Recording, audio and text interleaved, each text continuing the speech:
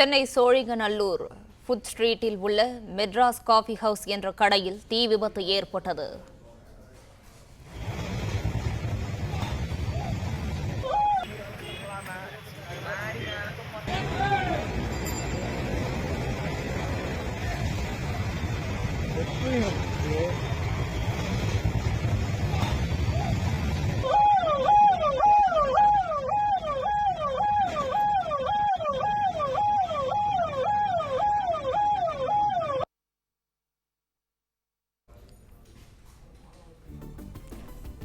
அண்மை செய்தியாக பார்த்து வருகிறோம்.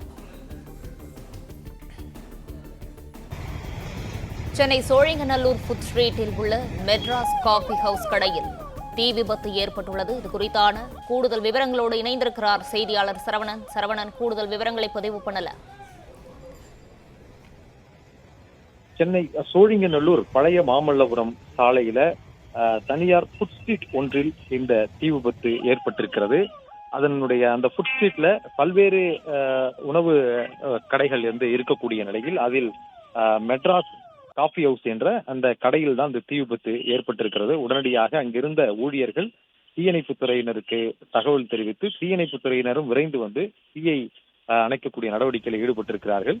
உடனடியாக தீயணைப்புத் துறையினர் துரிதமாக செயல்பட்டு தீயை அணைத்ததனால் அருகில் இருக்கக்கூடிய நிறைய கடைகள் இருந்திருக்கிறது. 20க்கும் மேற்பட்ட கடைகள் அந்த ஃபுட் ஸ்ட்ரீட்டில் செயல்பட்டு வந்திருக்கிறது.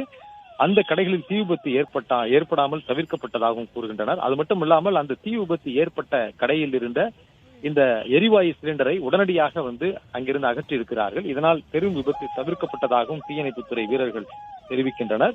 இந்த விபத்து தொடர்பாக செம்மஞ்சேரி போலீசார் விசாரித்து வரக்கூடிய நிலையில தீ விபத்து ஏன் ஏற்பட்டது என்பது தொடர்பாக தீயணைப்பு துறையினரும் ஆய்வு மேற்கொண்டு வருகின்றனர்.